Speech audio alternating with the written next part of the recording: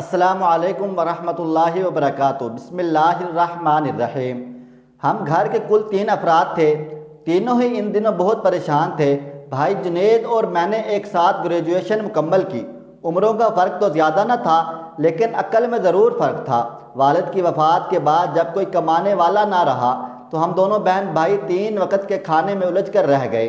میں نے بھائی کو صلاح دی کہ وہ دونوں مل کر نوکری ڈھونڈتے ہیں، گھر کا گزارا تو چل پڑے گا۔ بھائی روزانہ اخبار اپنے ایک دوست کی دکان سے لے آتا اور میں اس میں نوکری کے لیے خالی اسامیوں کا کالم باقاعدگی سے پڑھتی۔ ایک روز ایک اشتہار پر نظریں ٹھہر گئیں۔ محکمہ تعلیم میں کچھ اسامیاں نکلی تھیں۔ میں نے جنید سے کہا، بھائی ہم دونوں یہاں درخواست دے دیتے ہیں، انٹرویو کے لیے بھی اکٹھے چلیں گے، کیا خبر دونوں میں سے ایک کو ملازمت مل جائے یا کہ قسمت نے ساتھ دیا تو دونوں ہی کامیاب ہو جائیں گے۔ ان دنوں شہر میں کرائے کا مکان تھا اور کرایہ 3 ماہ سے ادا نہ ہو پایا تھا تو مالک مکان نے گھر خالی کرنے کا نوٹس دے دیا تھا۔ یہ آخری ہفتہ چل رہا تھا، اس کے بعد یا تو کرایہ ادا کرنا تھا یا سامان اٹھا کر یہاں سے کوچ کر جانا تھا۔ اتفاق کے ہفتے کے آخری دن پیر کے روز انٹرویو تھا۔ اب پریشانی بڑھ گئی۔ فیصلہ یہ ہوا صبح انٹرویو سے پہلے امی جان کو گاؤں جانے والی بس میں سوار کر دیں جہاں ہمارے والد صاحب کا آبائی گھر موجود تھا۔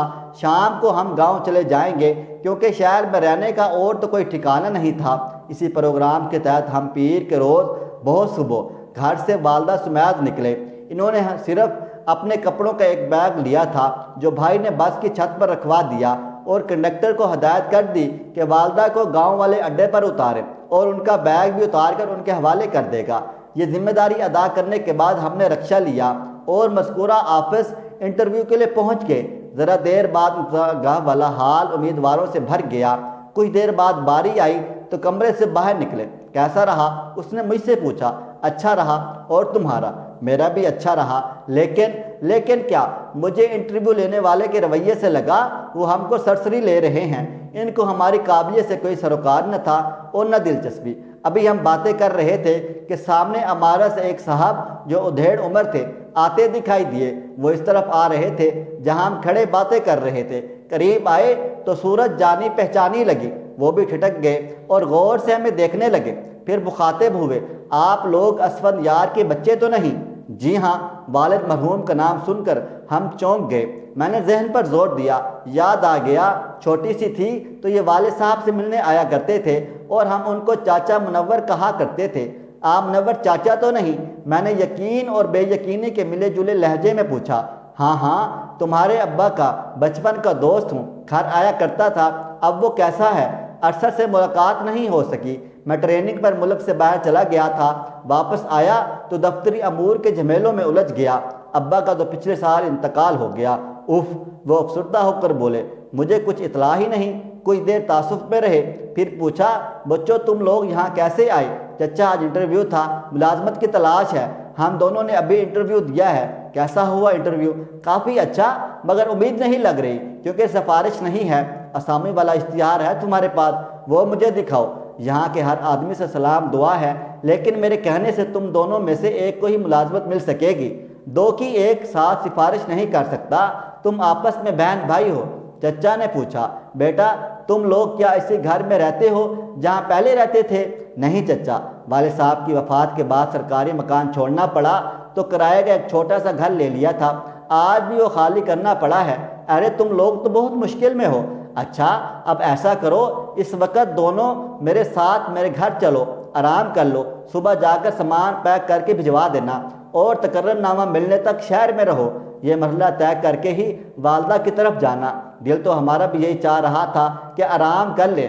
اماں صبح سویرے چلی گئی تھی، جا کر کھانا بھی خود پکانا تھا۔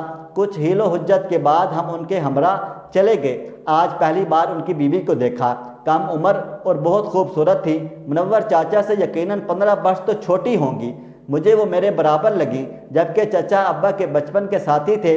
یہ ان کی دوسری بیوی تھی، پہلی کا انتقال ہو گیا تھا، 3 بچے چھوڑ کر فوت ہو گئی اور یہ تینوں چھوٹے چھوٹے تھے۔ پہلے تو چاچا کی والدہ نے پالا، ان کا بھی انتقال ہو گیا تو بچوں کی خاطر ایک غریب گھرانے سے یہ بیوی بیاہ لائے۔ انہوں نے اچھا عہدہ اور مالدار گھر دیکھ کر عمر رسیدہ سے بیاہ کر دیا، لیکن لڑکی یہاں ابھی تک ذہنی طور پر ایڈجسٹ نہ ہوئی تھی۔ آگے سے مرحومہ سوتن کے 3 بچے بھی سنبھالنے پڑ گئے تھے۔ ان کا مختصر سا احوال ہمیں پہلے ہی دن معلوم ہو گیا۔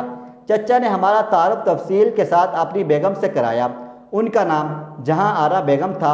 اگلے دن ناشتے کے بعد ہم نے جانے کے لیے اجازت طلب کی تو چاچا مجھ کو تسلیاں دینے لگے۔ کہا جنید کی ملازمت تو میرے ذمے ہے، لیکن تم گھبرانا نہیں، تمہاری بھی کہیں نہ کہیں نوکری کا بندوبست ہو جائے گا۔ اسی دن شام کو میں اور بھائی دونوں لاری پر سامان رکھوا کر خود بھی گاؤں آ گئے۔ ہمیں آئے 15 دن ہوئے تھے کہ چاچا نے قاصد بھجوایا کہ تم لوگ جلد واپس آؤ، جنید کو تقررنامہ ملنے والا ہے اور سعدیہ کی ملازمت کے لیے بھی کوشش میں ہوں۔ جب انٹرویو ہوگا تو اس کی موجودگی لازمی ہے۔ پیغام ملتے ہی ہم دونوں بہن بھائی شہر روانہ ہو گئے۔ جنید بھائی کا تقررنامہ نکلا۔ ان کو میڈیکل کے بعد سروس جوائن کرنی تھی۔ وہ صبح جاتے اور اپنے ضروری کام کر کے آ جاتے۔ میں گھر پر چچی کے ساتھ ہوتی۔ میری خوب ان سے دوستی ہو گئی تھی۔ کافی زندہ دل اور باتونی خاتون تھی، اپنائیت سے رکھا اور بہت خیال رکھتی تھیں۔ میں بھی ان کے کام میں ہاتھ بٹانے کی حتی الامکان کوشش کرتی۔ ایک دن جب کہ بھائی نے کرائے کا مکان ڈھونڈا، چچا منور نے بتایا وہ کچھ عرصے کے لیے بیرون ملک جا رہے ہیں۔ کہنے لگے تم لوگ یہاں ہی رہو، میں آ جاؤں گا تو پھر چلے جانا۔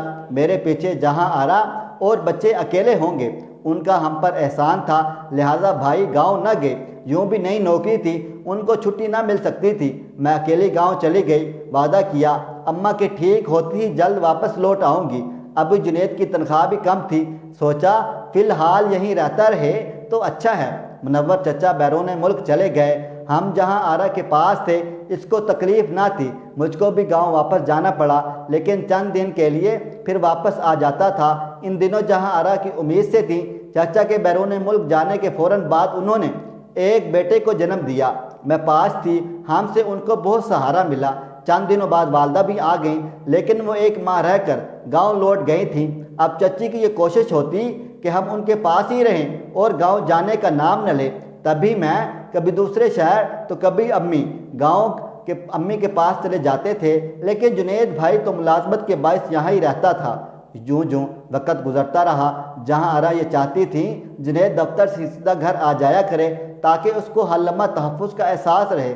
چچا 2 سال کے لیے گئے تھے۔ ان 2 سالوں میں وہ ان کی جدائی کی عادی ہو گئی۔ 2 سال بعد چچا آ گئے۔ جنید نے کرائے کا گھر تلاش کر لیا اور ہم امی کو گاؤں سے بھی لے آئے تھے۔ جہاں آرا اور بچوں کو چچا کے سپرد کر کے ہم اپنے گھر منتقل ہو گئے۔ چچی ہمارے جانے سے بہت اداس تھی، لگتا تھا جیسے ان کی دنیا الٹ گئی ہو۔ میں نے تسلی دی، چچی جان خوش ہو جائیں، آپ کے جیون ساتھی واپس آ گئے ہیں، ہم آپ کے پاس آتے جاتے رہیں گے۔ کہنے لگے یہ بات نہیں ہے میں ان کے آنے سے خوش ہوں یا اداس، بات تو یہ ہے اب میں ان کے ساتھ رہنا ہی نہیں چاہتی۔ چچی آپ کو دنیا کی ہر شے اور آرام میسر ہے، شوہر کی محبت بھی، آپ کیوں پھر اتنی ساری نعمتوں کو ٹھوکر مارنا چاہتی ہیں؟ بولی تم مجھے چچی نہ کہو، جہاں آرا کہو، میں تمہارے بھائی جنید کے ساتھ شادی کر کے ایک خوبصورت زندگی گزارنا چاہتی ہوں، بس اب میرا یہی خواب ہے۔ جہاں آرا کی بات سن کر میں لرز کر رہ گئی۔ جہاں آرا کا انکشاف میرے لیے کسی قیامت سے کم نہ تھا۔ آخر آپ کو ہو کیا گیا ہے؟ جہاں آرا چچی ایک بچے کی ماں بھی بن چکی ہیں، چچا کے 3 بچوں کو پالا ہے، آپ سے وہ معصوم پیار کرنے والے ہیں، اچانک کیا ہو گیا ہے آپ کو؟ مجھے منور سے محبت نہیں رہی۔ اس کا ایک ہی جواب تھا، انسان محبت کے بغیر زندگی نہیں گزار سکتا۔ کیا آپ اپنے بیٹے کے بغیر زندگی گزار سکتی ہیں؟ میں بار بار یہ حقیقت یاد دلاتی رہی تو وہ گھبرا کر اپنی دنیا میں پلٹ جانے کا عزم کر لیتی۔ جنید بھائی نے بھی اس عورت کی دیوانگی کو محسوس کر لیا اور ان کے گھر باوجود منور چاچا کے اصرار کے نہیں جاتا تھا۔ تب جہاں آرا خود ہمارے گھر آ جاتی۔ میں نے بہت سمجھایا، وہ نہ سمجھ سکی۔ امی کے کانوں میں بات پڑ گئی۔ بھائی نے دامن چھڑانے کو اس کے ساتھ پہلے کی طرح بات کرنا چھوڑ دی۔ میں نے بہت اونچ نیچ سمجھائی، وہ کسی بات کو ماننے پر آمادہ نہ تھی۔ اس کا روز آ جانا ہمارے لیے اذیت ناک ہو گیا۔ تب ایک دن جان چھڑانے کو میں نے کہا دیا، جہاں آرا دیکھو، اگر تم میں اتنا ہی اپنے جذبے میں سچی ہو تو پھر اپنے شوہر سے جا کر صاف صاف بات کہہ دو، ہمارے چچا کو اس طرح دھوکہ مت دو، وہ ہمارے محسن ہے، اگر طلاق دے دیں تو پھر آ جانا، میں تمہاری شادی اپنے بھائی سے کروا دوں گی۔ میں سمجھ رہی تھی اس پر وقتی دورہ پڑا ہے، ذرا سوچے گی تو دماغ ٹھکانے آ جائے گا۔ کبھی چچا سے ایسی بات کرنے نہیں کر سکتی اور نہ ہی کرے گی، نہ ہی ایسی ہمت ہے۔ ایک عورت کا اپنے شوہر سے ایسی بات کہنا ایک مشکل کام تھا۔ یقین تھا وہ کبھی اپنے شوہر کو یہ نہیں کہہ سکتی جو مجھ سے کہنے آ جاتی تھی۔ جنید بھائی نے اپنے دفتر میں کام کرنے والی لڑکی کو پسند کر لیا، اپنی پسند سے مجھے اور امی کو بھی آگاہ کر دیا۔